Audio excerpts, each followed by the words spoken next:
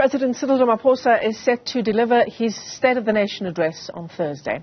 It will take place before a joint sitting of the two houses of Parliament and will detail the President's plans for the year ahead. Now, last year, Ramaphosa highlighted key issues, including load shedding, unemployment, poverty, the rising cost of living, and, of course, crime and corruption. So how much progress has been made? Let's bring in political analyst Dr. Ntsikelelo Breakfast joins us this morning. Doc, it's always a pleasure talking to you. Thanks very much indeed for coming on. It's his 8th SONA, President Cyril Ramaphosa, and arguably his most important, given, of course, that it is an election year. I don't think that the speech of the president will be a breath of fresh air. I think it will be the same talk, the same stuff that we are used to. He is going to make commitments and not honor them. And also, I think time is against his administration because arguably, I think they are left with 2 months or 3 months and then they walk out of power. But on the whole, or by and large, I think the speech will be structured in a way that is twofold. On the one hand, it's going to focus on the domestic issues like inequality, poverty, unemployment. I think also it's going to touch on institutionalization of corruption, given the fact that the past is still with us. It's also going to focus on the performance of SOEs because they've not performed well, and that has affected a slow pace of economic growth. I think also he's going to talk about the issue of ESCOM. He made a commitment at some point that he was going to restructure ESCOM. But also, and most importantly, he's going to talk about what is happening on the international front, in particular with regard to that ruling of the ICJ, and maybe talk about the need to restructure multilateral institutions, in particular the Security Council and other foreign policy related issues. Yeah, so Dr. Breakfast, shall we go back to exactly what the President had to say last year? And you've already touched on a whole range of those issues. But yeah, he did talk a lot about load shedding, its connection to poverty, its connection to unemployment. He had a 5-step plan on how to combat this challenge, right? How to address the power supply challenge and how to create an environment that then fosters job creation. He also talked about Transnet and how that plays into the challenges we see in our economy. The mining indaba, as we speak, is on in Cape Town as well, also dealing with those challenges and how it's affecting mining, ESCOM, and the like. The problem with all of these promises is that, you know, do we have a way of the President saying, this is what I promised last year, and this is how much progress I've made?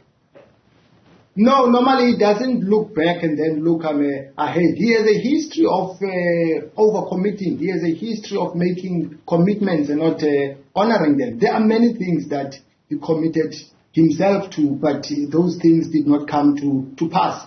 So I don't think that there will be anything that will come out of that speech that will influence the political behavior of the electorate to vote for his party in particular. I think he blew the opportunity that he had at some point with Ramaphosa, whereby people were, taken up by his ascendancy to power, but then he dropped the ball. And then crime and corruption, right? That's a big one that plays not only into the sentiment here in our own country, but also the sentiment around the world, how South Africa is seen, right? One of the big criticisms of Ramaphosa's government is the inability, seemingly, to hold members of the governing party who are caught up in allegations of corruption to account as a way of leading the way, sort of paving the way for how we deal with corruption broadly in society. I think the president, on the whole, has been hamstrung, by factional battles of the ANC. That has made him not to be decisive and to act. For instance, if you look at the findings of the Zondo Commission, they have been put on hold. They are gathering dust. simply because he has been employing strategies of political survival to hold on to power.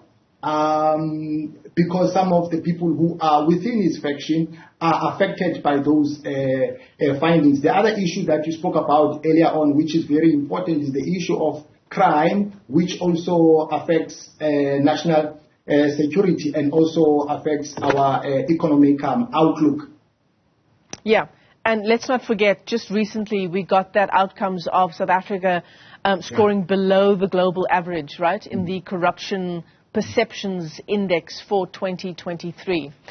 So all of this, what we're going to hear at the State of the Nation address on Thursday, it sets the tone in many ways for the budget speech, doesn't it, Dr. Breakfast? It outlines government's plans for the year, and really that gives the finance minister a framework within which to work. Suffice to say, he's going to have an equally difficult job come budget speech.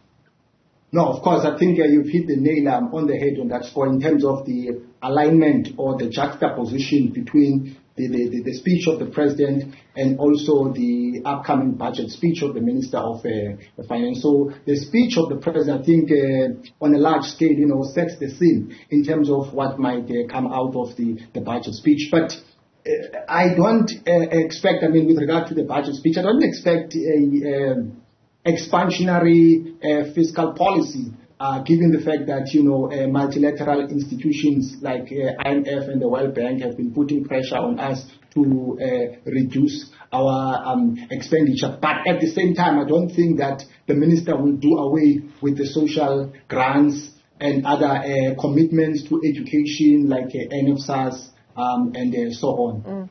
Yeah, let's not forget what the IMF had to say about South Africa's growth forecast for the coming year. 1% is not going to get us the kind of job creation that we need in a society where most of our young people are unemployed. Dr. Breakfast, how much of all of these issues and how much of the upcoming election will play into the mind of the president as he prepares for Thursday? First of all, one of our macroeconomic policy objectives is to achieve high levels of economic growth, and our economy has not been growing the way it should have, partly because of mismanagement and also because of the effects of state capture. So I think government has fallen short on that score, in particular the president, because when he came into power, he promised us that he was going to economy so we can have a trickling down effect. And I think those things will be used by the voters to gauge how his administration has performed. But ultimately, I think the damage is done, and what is done cannot be undone. There is no way he can turn the tide at the moment and make people to have a change of heart and by and large vote for the ruling party on a large scale.